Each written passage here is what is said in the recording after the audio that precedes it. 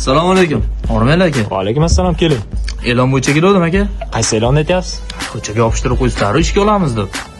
U e'lonmi? Faqat qizlarni ishga olamizda. Qizlarnimi? Aka, men ham hamish qo'limdan keladi aka. Men eplayman. Faqat menga bir oy muddat bering aka. To'ndiraman aka, ishni ishonavering. Qo'lingizdan kelarmi-ku? Xo'p, xullas, vazifa nimaligini bilasanmi? Do'konga keladigan mijozlarga xushmuomala bo'lish, narxlarni yoddan bilish. Xullas, bizning do'konimizda 5000 so'mdan 30 minggacha tovarlar sotiladi. Shuni yoddan bilishing shart.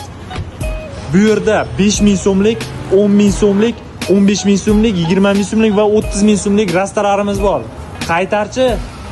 Biz do'konimiz 5000 dan 30 minggacha tovarlar bor. Hamma narsa bor ichida. 5000, 10000 Yana nima qilding? Yana nima sindirding? Aka, o'zi bo'ldi bu. O'zidan o'zi tushib ketdi. Ishni qilmadim. Balakat bola ekansan-da. Yana sanmi? Nimaga kelding? Oyligimni bering, ishdan ketmoqchiman. Oylik? Qanaqa oylik? O'sha yerda ishladimmi?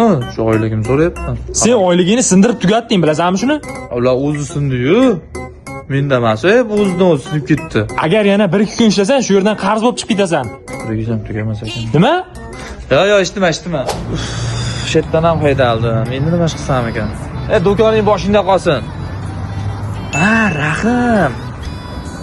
Alo, Rahim, o'rtoq, men Salimman. Do'koning ishi kerak emasmi? O'rtoq, ishni to'ndiraman. Hozir boraman, o'rtoq.